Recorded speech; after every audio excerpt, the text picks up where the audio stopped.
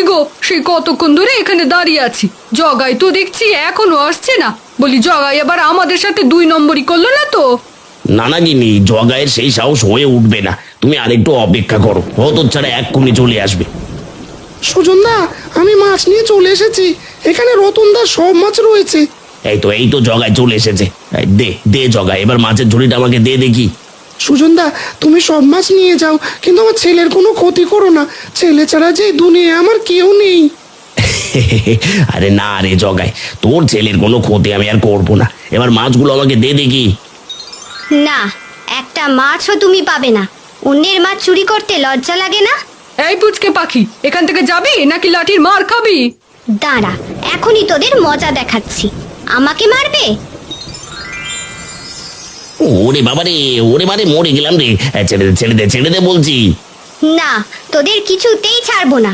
তোরা অন্যের সুখ সহ্য করতে না পেরে তাদের ক্ষতি করতে চেয়েছিলি।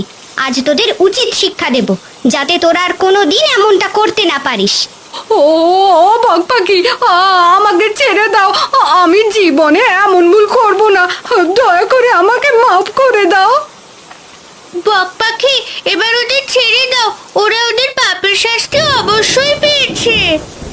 হ্যাঁ রে টুম্পা মা, আমার ভুল আমি বুঝতে পেরেছি। এবার বক পাখিকে ছেড়ে দিতে হবে। ও বক পাখি, আমরা আর কোনোদিন কারো ক্ষতি করব না, দয়া করে তুমি আমাদের ছেড়ে দাও। ঠিক আছে, এবারের মতো তোমাদের একটা সুযোগ দিচ্ছি। যদি আবারও তোমরা এমন ভুল করো, তখন কিন্তু আর আস্ত রাখবো না।